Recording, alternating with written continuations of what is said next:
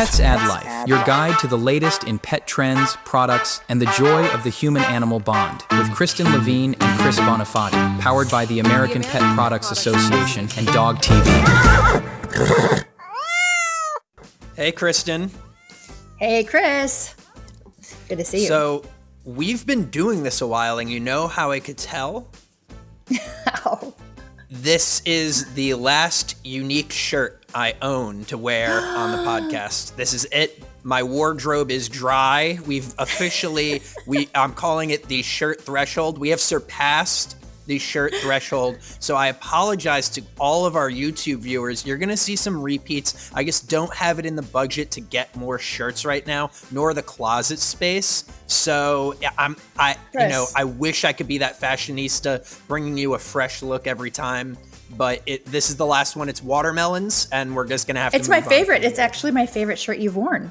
Yeah, it's a deep summer shirt, right? You can't wear the watermelon shirt too early in the summer. You really have to wait for the dog days, and boy, it's been hot.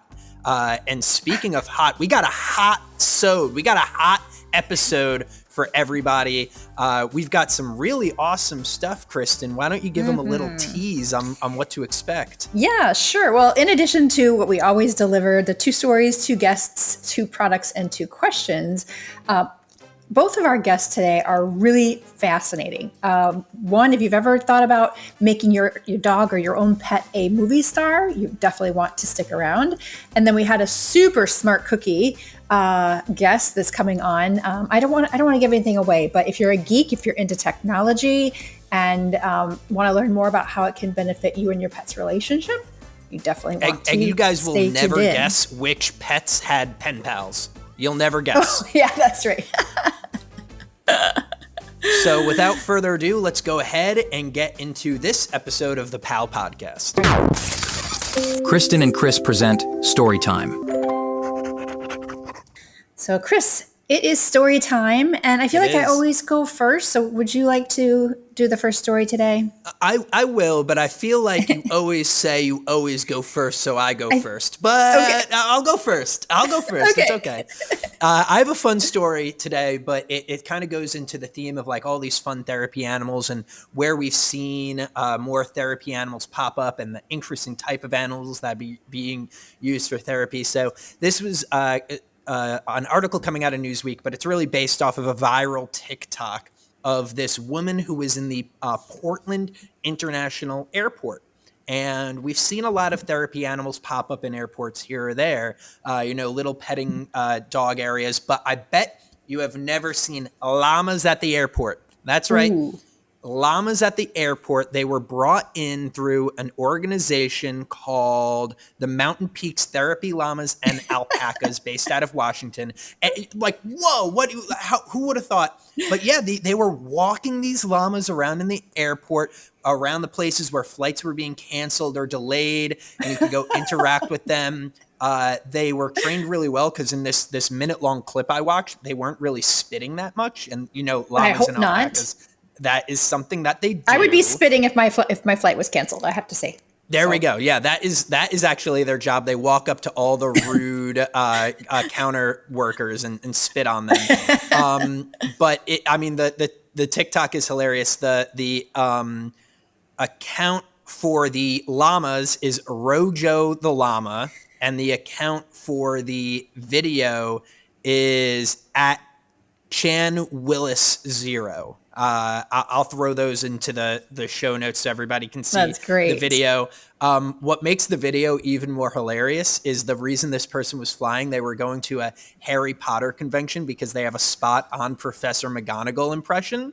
Oh my. And so in the video, they're doing Yzma from The Emperor's New Groove, which is a Disney animated movie about an emperor being turned into a llama. So it's a riot. Wow. But therapy animals being used everywhere. Now we have therapy llamas. Count me in. That would definitely make my airport experience much more pleasant. It would be very difficult to be angry at the airport when llamas are present. And Chris, we are on the same wavelength. We've really, developed our chemistry with this show because I too have a therapy animal story. Oh, yeah. Although you may have trumped me there with the llama. But as you know, the Olympics start this Friday, and Olympic athletes have been known to rely on different routines or different rituals to kind of relieve their stress in competition. But this year, there is an official Olympic therapy dog, and his name is Beacon. He's a 4-year-old golden retriever, and you can find him on Instagram at Golden Dog Beacon.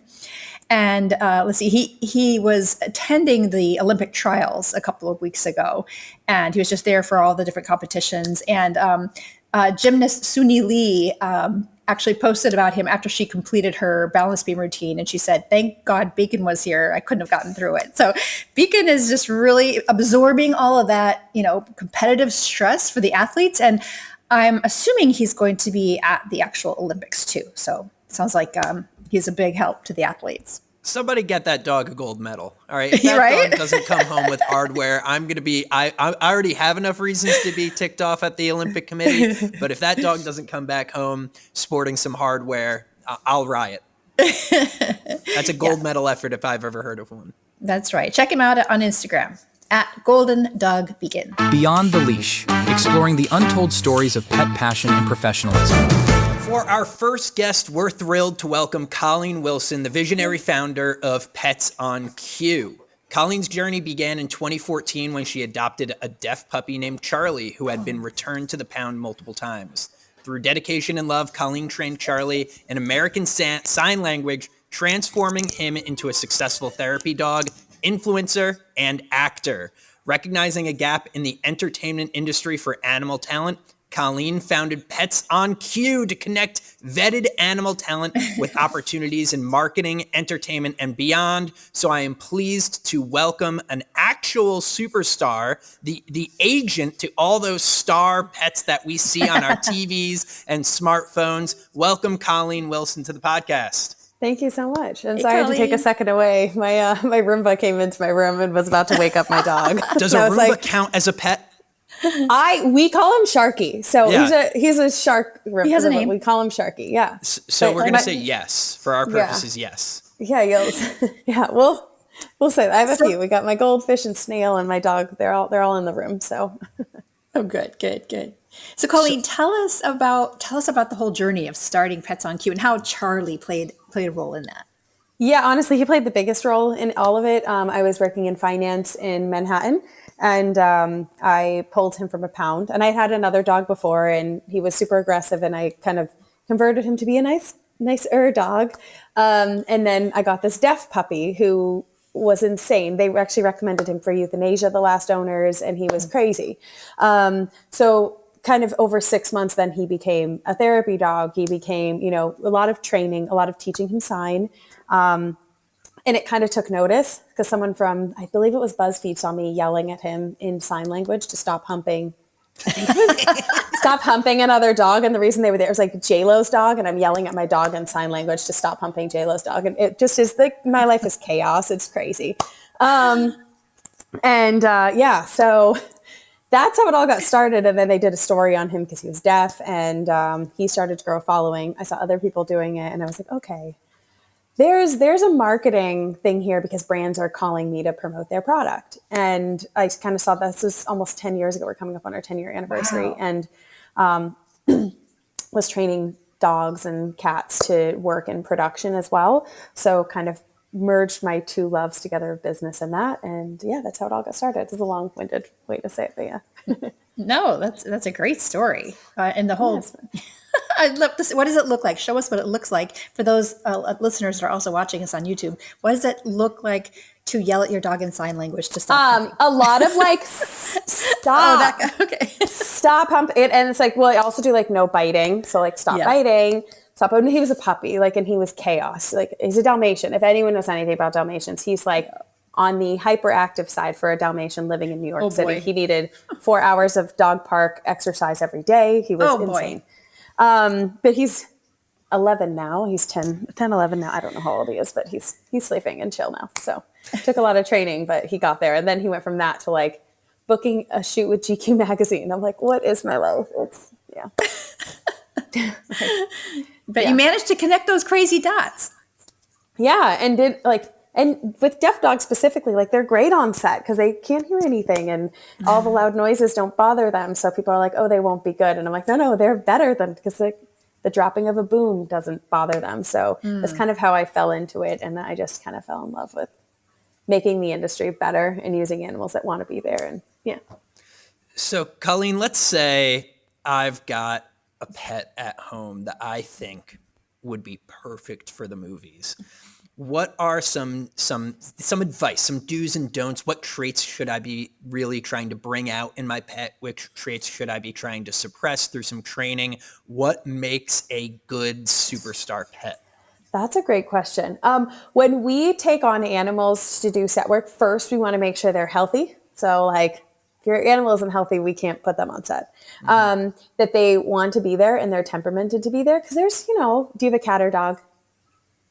Is that he's a cat guy? Okay, I'm so a cat dad. if you that's great. So if you've let's say you have two cats at home, and one of them, when you walk in the door or a stranger walks in the door, they're hiding under the bed and you don't see them. Like you should never force them to do set work.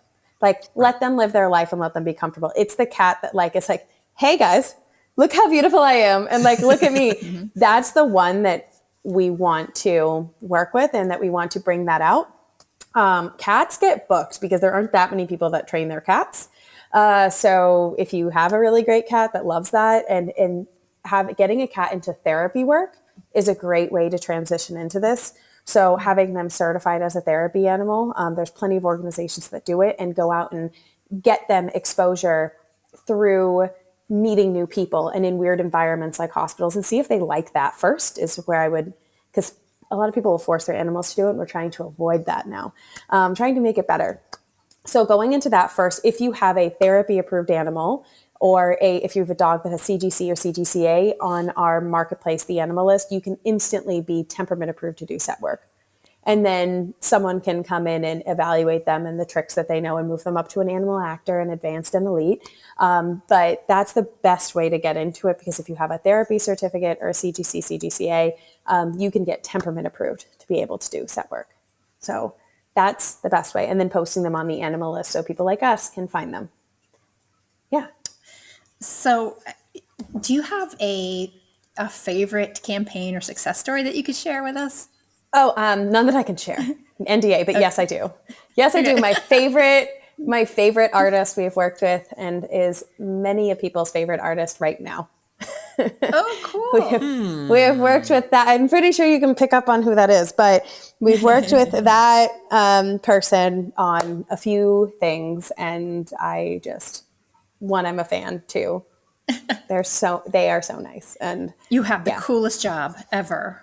That's really the coolest part of my job. Well, we also did a show with Netflix, and that was really amazing too. I think that was a big success story for us with Pet Stars. But other than that, working with the one and only, amazing. the one and only, you know, like I can't. You know who it is. If you're listening, you know who it is. Yes. So I have a question for you, Colleen. I noticed on your website, it talks about how Pets on Q ensures the welfare and ethical treatment of animals in the entertainment industry. Can you talk a little bit about how you do that?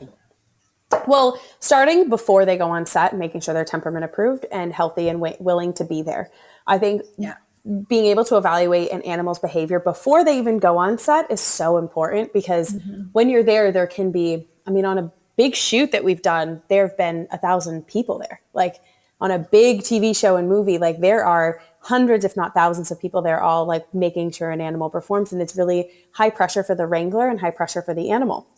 So making sure we have a really confident animal, making sure the animal loves doing it. And it's a dog or a cat or a horse that will do it over and over again because they're like, I love attention. That's the animal that should be there, because we just saw so much abuse. And the industry is still very old school and still very gate kept. So we're pushing in to change that. So a lot of people that work with PETA, a lot of people that are for animal rights, they've kind of shifted and come to us. We've also done stuff with, I should say that this is my favorite thing that I've done because it's pretty great. Like we'll go into shelters and pull kittens and puppies and use those in commercials, and then they all get homes. And then the money for them ends up going to spaying and neutering more animals.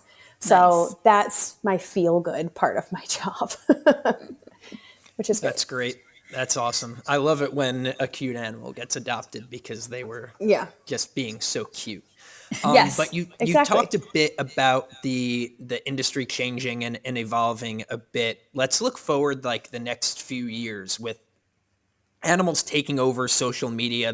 I feel like there's more animal influencers than there are people influencers now. Where do you see things sort of going? Is it just going to keep on getting more popular, or do you think that there's going to be more talented pets, or are we starting to reach the plateau? Well, I think so. In my company, we have influencers, we have animal actors, and they Okay. tend to be different. There are only Okay. like a few animals that cross over into both that are temperamented and trained to do set work. And a few of the people that do set work post about their pets on social. Like it's not really this crossover. With influencers, I see it like reality TV.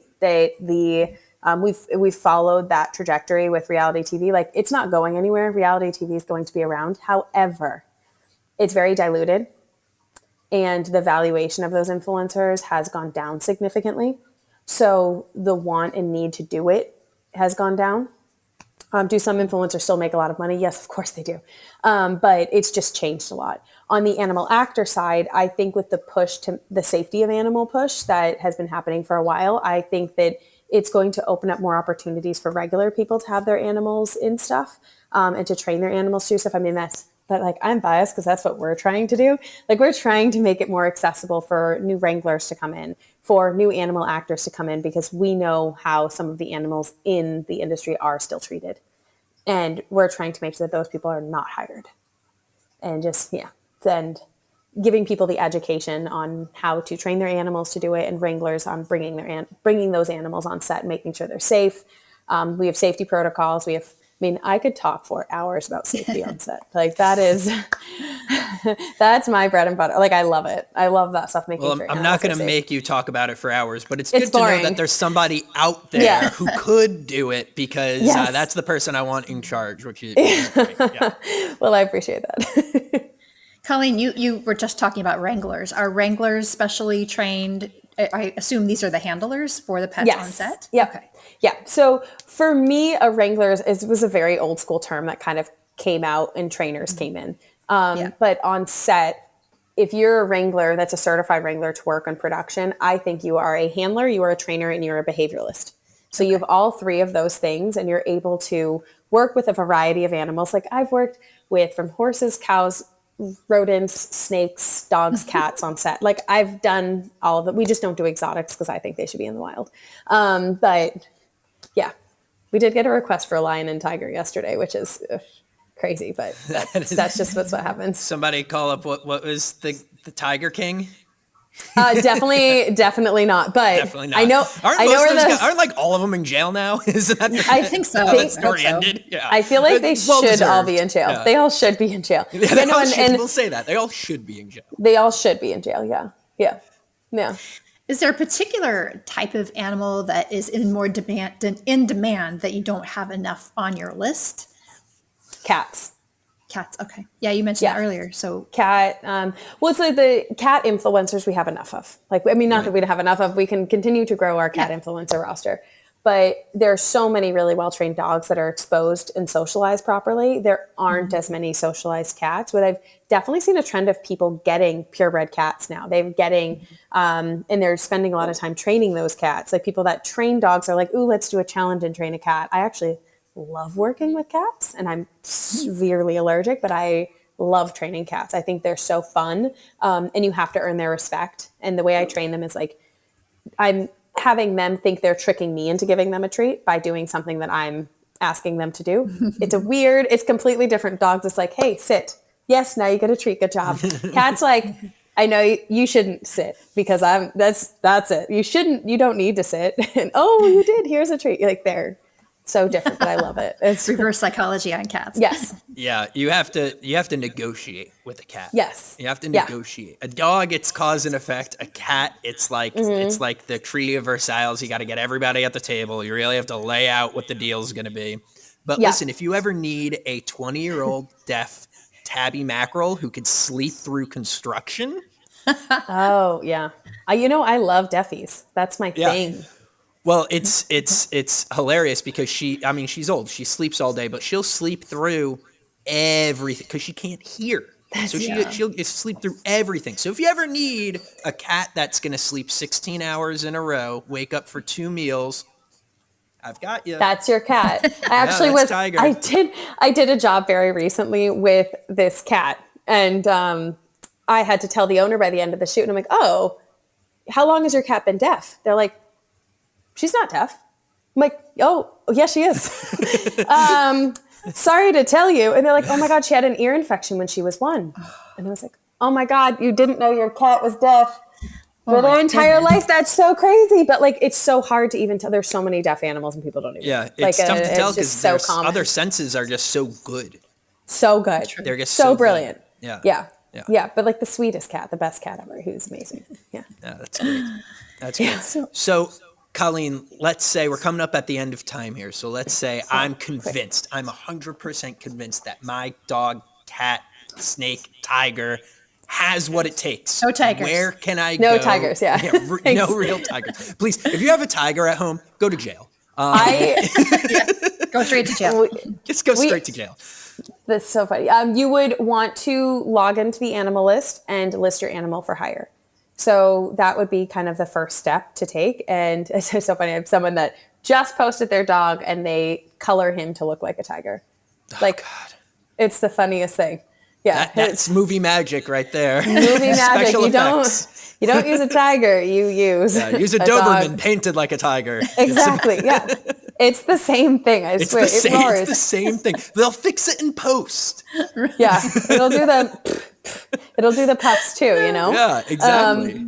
Log onto the animal list. You can list your animal for hire as a creator to animal actor and anything in between. That's where you can kind of get picked up from someone or picked up by a wrangler who needs that kind of animal.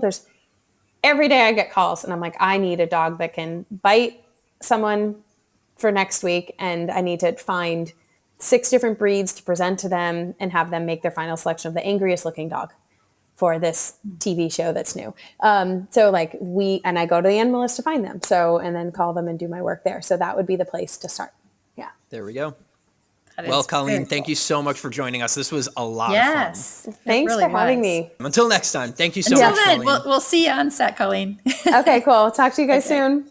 Bye. Pets add life. That was a fun interview. I think I'm going to put Tulip on the animal list. See if I can't get her a job. Yeah, I think that would be the smart thing to do. You really got to get Tulip to start contributing to the family budget there a little bit. Those treats, those pet products don't pay for themselves. They don't. Right. That's right. They don't. You hear that, Tulip? You're getting put to work. All right, Kristen, why don't you tell us about our next guest? All right, listeners, you are going to love our guest today. She is fascinating. Her name is Dr. Ilyena Hirskyj-Douglas. She's a trailblazer in the field of animal-computer interaction. And we'll have her explain exactly what that means. She leads the Animal-Computer Interaction Lab at the University of Glasgow, and her pioneering work focuses on developing interactive computer systems that allow animals to control their environment and access the internet. I don't know about you, but I definitely want to learn more. So welcome, Dr. Douglas. Do you go by Dr. Douglas? Hirskyj-Douglas. Hirskyj-Douglas. It is a pleasure to have you on the show today. Yeah, thank you so much for inviting me on. Yeah, I know there's a connection between you and Dog TV, which we'll talk about a little bit later. But my first question for you is really what led you to this really unique field of technology? Well, like many people, I got a dog and I sort of just fell completely in love with my dog. At the time I was doing my master's where I was looking at, I did a lot of work around building technology and looking at how people use technology. And I started to think that maybe I could do the same for dogs. So how can we build technology for different dogs? So go ahead. Sorry, Chris, go ahead. That's great. I mean, I'm still stuck on animal computer interaction. I think a lot about like that scene from Zoolander where they're trying to get the information out of the computer and they start kind of acting like chimpanzees. But I imagine that your work is actually incredibly different from that. So for all of the ignorant people like myself listening to this, can you please give us a peek behind the veil on what animal technology interactions really like in some of its practical applications? Yeah, so animals have been using technology for a long time. We can go all the way back to like the 1950s. We used pigeons inside of military defense items to peck at screens to guide military things back then. We then used a lot of things. So like early Apple iMac 2, for instance, was used with Coco the gorilla to press different buttons to speech and things like this. Dolphins use technology. So underwater, they press different buttons to speech. Animals have been using technology for a long time, whether them directly interacting with it or whether they're wearing collars that track. So we have lots of collars nowadays that track cats' movements, or our dogs if they run away from home, for instance, or things like this. We have loads of apps and nowadays. So animals are really embedded so much into the technology just because they're embedded so much into our lives. And what my research and other people in animal computer interaction research do is they look at how we can make these technologies better for the animals that use the technologies. In the same way that increasingly we have smartphones that fit better with our hands and work with our gaze, and all we're increasing in the technologies to work better with us as people, how can we do the same for the animals in our lives? That's helpful. What are some of the things that you're working on right now in terms of technology and animals? So at the moment, I shifted a little bit in my research and do a lot of work with zoos. So we have a lot of animals in zoos that have very little control over their life. We take for advantage the ability for us to be able to turn on and off our lighting or listen to music or do all these various different things with technology.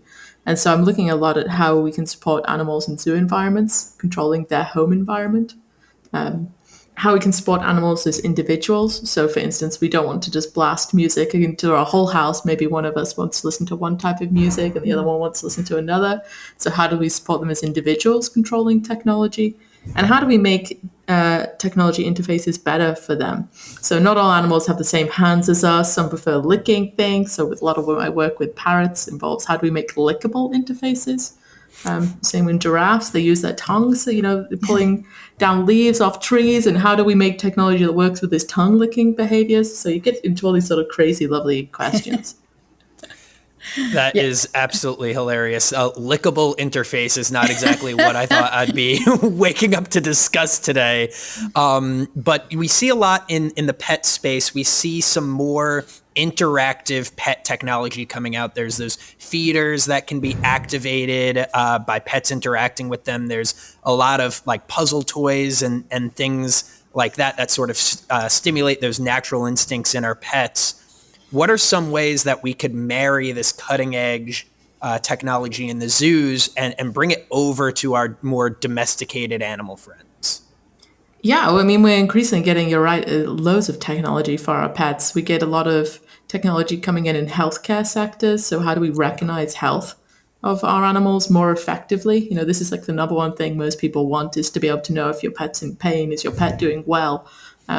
Especially because we're so locked out in so many ways of how they're doing. So there's a lot around this, and with all this automatic machine learning, AI tracking of animals' bodies, animals' movements, animals' facial interactions, all of this to do with the grimace scale, so how much pain they're in from their face. But with pet tech, we're getting a massive explosion, I would say, I've known Ron for a while. In the last 5-10 years, we're getting this huge market increase of technology to entertain our pets when they're left alone. And part of this entertainment is also to how can we check on our pets are doing okay. So we get a lot of this ability to quickly log in and see if our pets, where they are they sleeping where they're supposed to be, are they barking, maybe they can play different games when they're at home by pressing different buttons or different things like this.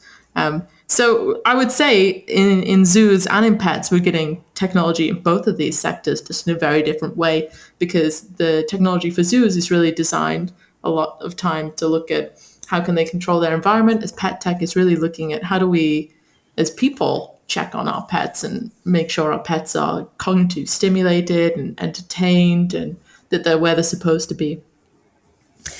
And staying with the domesticated animals, how do you think technology can enhance the bond, the human-animal bond we have with one another? Yeah, so I made last when I make it? I made last year video call technology for pet parrots. I don't know if you've seen this. So the idea was we have, especially in the US, there's a lot of parrots that are kept as pets, and they're not always as cognitively stimulated. In the wild, parrots in general have extremely complex and live in large social groups that they don't always have access to as pets in our homes. Sometimes they're kept as one, or sometimes with only one other bird. It's like if I kept you with just you and your friend in the house, maybe you'd want a bigger social group than this. And so me and my collaborators ended up building a device, so on a screen device, that allowed pet parrots to video call other parrots while home alone. That's incredible. Yeah, it was a really nice project. All the parrots we had involved, so we had 20 parrots involved in the study, ended up video calling other parrots. We found out they had favorite parrot friends they preferred to call. But even though this technology was designed to connect parrots to other parrots who were physically separated, when we spoke to the caregivers of these parrots, they spoke about how it increased their bond with their parrot, how it increased their trust, how they felt it gave their parrots more autonomy, it helped with their relationship and understanding their parrot in a different way. So I think why we traditionally think, okay, technology will help us understand our animals through how many steps they've walked and things like this, it can also increase bonds in different ways just through, and a lot of this is just about training and doing something with your animal to get to learn their behaviors. That's great. That's I can't imagine parrots having pen pals. That's hilarious. But I kind of want to pull on that thread a little bit. So, you know, in movies and media and social media, we see some really intelligent dogs using technology, sometimes some primates and monkeys using technology well. I was shocked to hear, I know parrots are smart. I was shocked to hear them interacting with technology like that. Are there any other animals in your research that have really overperformed despite maybe the stereotypes about their intelligence, like some shocking stories of some stranger animals that are doing really well with this stuff? Yeah, I guess it really depends how you see smartness in animals, right? Do we see smartness as how well they are smart compared to we as people think things are smart, you know, able to solve a puzzle? It comes a little bit back to the philosophy of like how well a fish can climb a tree, right? So how well, what do we see as smartness? Right. I think all animals are smart in their own individual ways. And I think it's a little bit of a fallacy to say some animals are more intelligent than others. They're more intelligent for what we see as intelligence. So typical things like tool usage and language acquisition and things like this. But animals always surprise me in different ways, more in how they use technology. So for instance, when I did work with white-faced saki monkeys. They're a small type of monkey. They typically live quite high up in the canopy, so not a lot about them is known. And I built interfaces for them to be able to trigger different audio in their enclosure, so a tunnel interface, and when they entered inside, they would trigger different audio. They lived in a zoo. It was a group of 7, and the most audio they triggered out of anything was traffic noise. And this is something you thought why traffic noise? They live in an island in Helsinki in the middle of, calm and peace. But it turns out what they want to listen to most is traffic. And I think it's more about having not predictability sound, a bit of novelty in what they hear. And you wouldn't think about it when you see this monkey. Most people think, okay, maybe they'd want to hear jungle sounds, or we start projecting into all these different sorts of things. And people afterwards started asking me, why didn't you create audio for them from their vocalizations like we do with humans? We have like human audio, and I thought, okay, maybe that would be pretty cool. But if you had to do anything like that, that's really incredible. So we had heard from our producer, Ron, that you had done a study about dogs and TV, working with dog TV. How did that go? And what did you learn about dogs interfacing with dog TV? I did my whole PhD on how to create visual interfaces over screens that dogs can control home alone. So my idea was my dog and me would often watch TV together in the mornings or in the evenings, when you sit on your sofa watching TV. And And I thought it would be really cool if my dog could have control of the TV as well. So it was rather than just me flicking through channels, what if your dog could also have the ability to do this? And so I started to look at, okay, how do we even quantify a dog watching TV? You know, how do we know it's they're watching TV or not? So I started doing a lot of research methods around measuring a dog watching TV. How do they typically watch TV? So a lot of my research showed that they watch TV in very short bursts, so typically like 3 seconds and under, glancing at the screen. And then I started to think, okay, can they follow content between screens? Like maybe if they stare at a screen and it will play, this will be a nice interactive method. But from the little bit of research I did on this, I found that they can't really follow content between screens. So you can't use you look at something and you can select it that way. This seems like it wouldn't really work for dogs. Mm-hmm. And so from this, I just made a TV device for my dog and for other dogs that recognized when they stood in front of it and then would play them different TV devices, play them different media, and just installed this in my home and other people's homes and started to see how dogs would use this. That's fascinating, though. I rue the day that the dog gets control over the remote. Okay, that sounds like a nightmare. It depends. I mean, maybe your dog likes the same sort of TV as you, and it becomes a nice companion. We don't know. We don't really know. I have a feeling that the dogs in my life would really enjoy like trash reality television, like not even like the headline stuff, like the stuff that plays like on Bravo at like 1 a.m. I don't know. It's just a feeling I'm getting. Well, Dr. Hirskyj-Douglas, this has been fascinating. Where can our listeners follow you or learn more about the work that you're doing? Yeah, so I post a lot on, I guess you call it X now. I post a lot on Twitter, X. Okay. And then also on my website, just Ilyena.com. I post about all my research on there. You can find out about all my stuff with the monkeys and the lemurs and giraffes that I mentioned, lickable interface, and also, of course, dogs. Fantastic. Well, we'll make sure to put that in your handle and your website in the show notes so people can follow you along. Thank you so much for your time today. It was really lovely. Thank you so much. Well, that was absolutely awesome to talk about. I can't believe that that's her job, to do all this amazing research with these animals, enriching their lives. And I mean, it must be a riot. We see all these videos all the time on the internet of these animals interacting with the iPads or their smart feeders and things like that. And it's always so goofy and funny and a little awkward. So I am definitely a little jealous of the job. I know. I kind of wish I could go back and start all over again and pick a new career. Don't we all? I am proud of myself, though, because when she said lickable interface, I had about 1,000 inappropriate jokes. I was going to say, I managed to holster all of them. Congratulations. So I'm doing well. I'm doing well. I saw your eyes get real big. Yeah, I saw lickable interface. It says divine inspiration.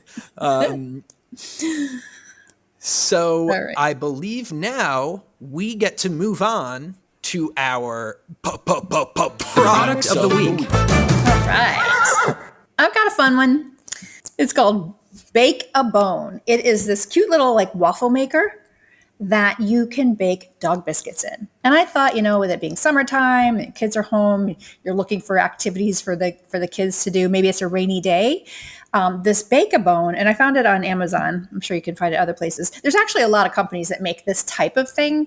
But it also comes with dog bone treat recipes, healthy recipes. So I thought that would just be kind of fun. And you pop them in there, close the little like waffle maker lid, and they come out shaped like perfect little dog bones. So there you go. Cute. There's actually, at Global Pet Expo, I've seen quite a few businesses started home baking dog treats. That have become started off as a hobby, something they just did out of love, and has now become a full-blown business. I mean, early on in this season of the Pal podcast, we talked to Ava from Ava's Pet Palace, and that was a very similar story. So who knows? Maybe you could be the next dog biscuit Mongol. Mogul? Mogul? I think a Mongol's a bad thing. I don't think you want to be a Mongol. Okay. No, that's not. Mogul. Yeah, you're right. I'm wrong. That's okay. That's typically how that goes anyway. Anyway, so my product of the week comes from a company in Italy, which is exciting because I'm going there. And it's hilarious that it comes from Italy because it's kind of about transporting your pet. And this was built with sort of Vespas and bikes in mind. It's very European, but there's a lot of regulation around, especially in Europe, but now coming up in the United States, about how you can transport an animal on a two-wheeled motor vehicle or bicycle. They often now have to be restrained in some capacity, and there's not a lot of options out there.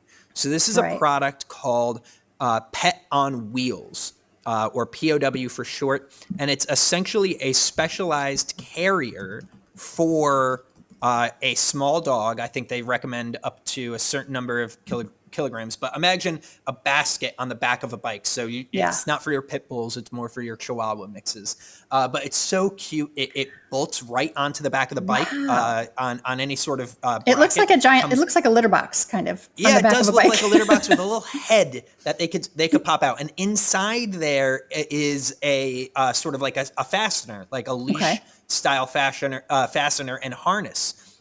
So the dog is sort of double protected if God forbid you were to wipe out. Right. They're inside this hard case. They're sort of fastened in, so they're going to be able to roll with that accident a little bit more than if they were just sort of tumbling or if they were to, be ejected. So it's a great safety product. If you are planning on doing some biking, or if you own a motorcycle or Vespa or some type of scooter, if you go vacationing down in, maybe the Outer Banks where you're using those electric bikes to do some sand biking, this is a great option to bring your dog along. So check it out. Link's going to be in the show notes. Looks like it could be a lot of fun. Q&As. Well, let's move on to our final segment where we, the two pals, answer your burning pet-related questions. So if you have a question for Chris and Kristen, you could go to petsaddlife.org/podcast, scroll on down to the bottom of the page there. You could type your question out, or if you're feeling brave like a pet at their first audition, you could leave us a voice memo and you will hear your question played on this very show. So without further ado, let's get to our first question. Do you want to go ahead and take it away, Kristen? Do you have them pulled up? Sure. I will take it away. This first question was submitted by Mike in Dallas. So thank you, Mike. He says, I have a hyperactive Jack Russell Terrier. Is there any other kind, really? What are some effective ways to calm him down and manage his energy levels? Well, Mike, as I said, he sounds like a perfectly normal Jack Russell Terrier. They're great. They really are great family dogs for the right families, usually for more active families. But they're super smart. They're goofy. They're highly energetic. They're very athletic, and they can also be stubborn. So it's going to take kind of some strategy to find some things to manage his energy. Now, I would suggest, if you're able to, or whether it's you, Mike, or somebody in your family could get your dog involved in agility, or maybe some lure coursing, or some kind of activity where he can really tap into his energy overdrive. It could be even maybe if you're not home during the day while you're working, it could be maybe sending him to doggy daycare a couple days a week, because Jack Russells or any other active dog breed, when they're bored, if they don't get that energy expelled in healthy ways, they're going to find other ways to expend that energy. And typically those are ways that you wouldn't want them to, like chewing up furniture or things like that. So I think I would try to get him into some regular high energy activities. And if you're not able to do that, maybe if he's spending too much time alone at home, maybe have a pet sitter come by during the day to let him out once or twice a day. Give those a try. Can you think of anything else, Chris? Yeah, sometimes with really high energy dogs, the trouble comes from them just not paying attention when you're trying to train them, because they're just so distracted that they have high energy. So with high energy dogs, I highly recommend you run them for like an hour, right? Like just bring them to the dog park, your backyard, if you have a big backyard. Give them an hour to just go nuts, right? Really, really get that energy out of them, and then do training. because Yeah, when good they're point. tired, they're just going to pay a little bit more attention. They're going to be a little bit more submissive, and they're going to receive that instruction a little bit well. So if your Right. problems are stemming from a lack of training, don't train and then have fun. The dogs aren't seeing that sort of like reward center go off if it's not immediate. So if you were to Right. like train them and be like, oh, good job training, now let's go to the park, that's not going to fire off in their brain. So you might as well just bring them to the park, get all that energy out, bring them back, and then do some lessons. Yeah. And, it might be helpful to have some enrichment toys at home too, but those enrichment toys are not going to replace the dog's need for physical activity. Especially a Jack Russell. Yeah. They will mellow out as they age up, like all dogs do. But for now, you've got your work cut out for you. So right. Best of luck. Thanks for the question, Mike. What's our next question, Chris? Sure. Our second question, was submitted by Laura from the great city of New York, New York. My dog gets very anxious when we take the elevator, and we live in a tall Manhattan building. Are there any other? How can I help him feel more comfortable during elevator rides?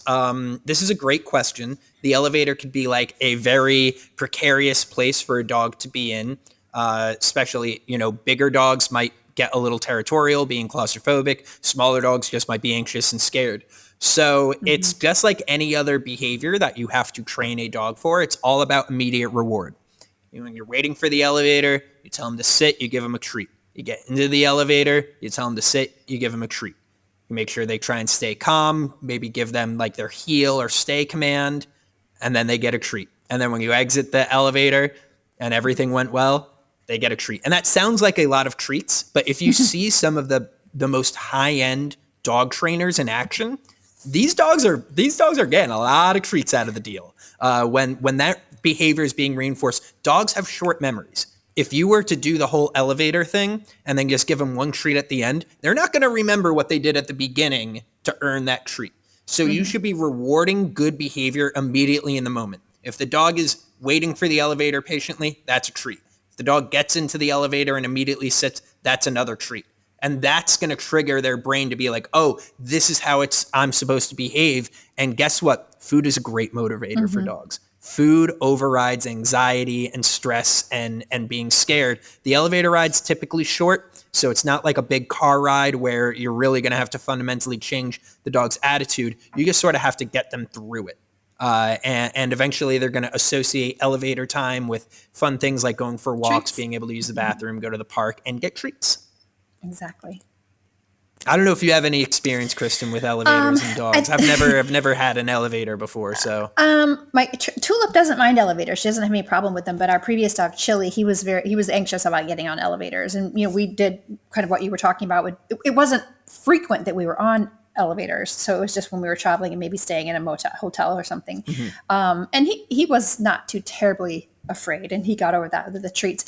I guess I would just add that if this dog is already she says very anxious, so I don't know if it's hard to know exactly what that means. If she finds sorry, Laura, I shouldn't call you she. You're Laura.